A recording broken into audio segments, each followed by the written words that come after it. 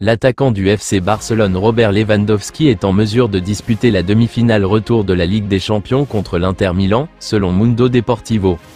L'avant-centre polonais de 36 ans s'est remis de sa blessure et a repris l'entraînement collectif. Il devrait débuter la rencontre sur le banc face au Nerazzurri, avec une possible entrée en jeu si besoin. Ferran Torres est pressenti pour commencer en attaque. La rencontre Inter-Barcelone est prévue le mardi 6 mai. Selon la Gazzetta dello Sport, Lautaro Martinez pourrait encore participer au match crucial de demi-finale de Ligue des Champions contre le FC Barcelone, et l'optimisme grandit dans le camp de l'Inter. L'attaquant argentin, contraint de sortir à la mi-temps lors du match aller, travaille activement pour revenir à temps pour le match retour décisif. Dimanche, le capitaine de l'Inter a effectué une séance d'entraînement individuelle en salle, mais il devrait réintégrer le groupe lors de la dernière séance prévue lundi à Appiano Gentile.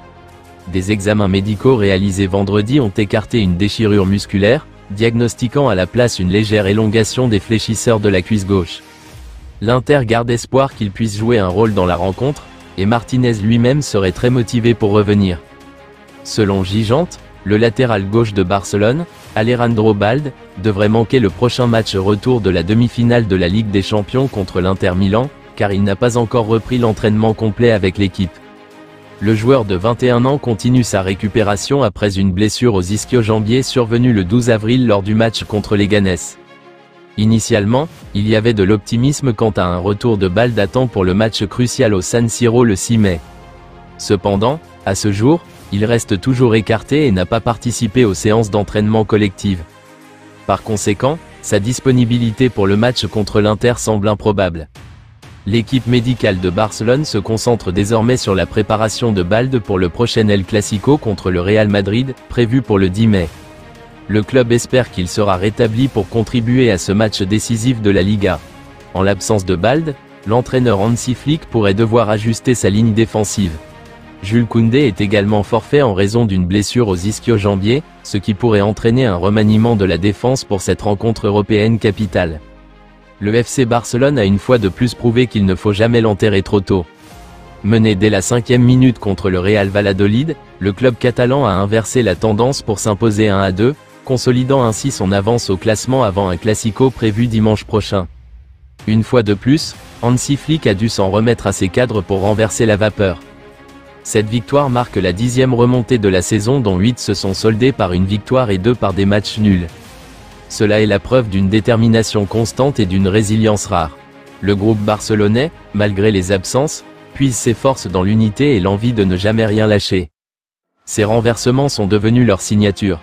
Mais toutes les batailles ne se soldent pas par des victoires, et le Barça a aussi montré sa capacité à revenir de loin dans des rencontres où le nul a un goût amer, mais aussi héroïque.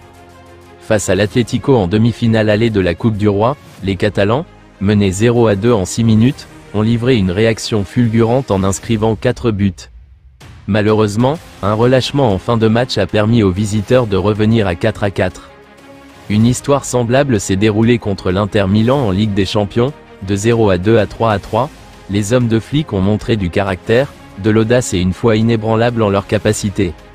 Ces résultats, même frustrants, témoignent de l'âme de cette équipe.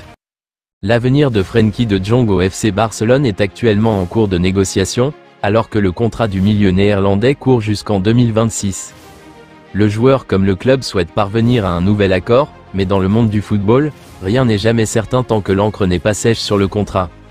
Bien qu'il n'y ait actuellement aucune négociation entre les deux parties, le club saoudien est intéressé par le milieu de terrain et pourrait passer à l'action si une opportunité se présentait. De Jong est une pièce maîtresse du milieu barcelonais depuis son arrivée en 2019, apportant une contribution significative au jeu de l'équipe. Toutefois, l'intérêt croissant venu de l'étranger introduit une part d'incertitude quant à son avenir, alors que Barcelone travaille à finaliser la prolongation de son contrat.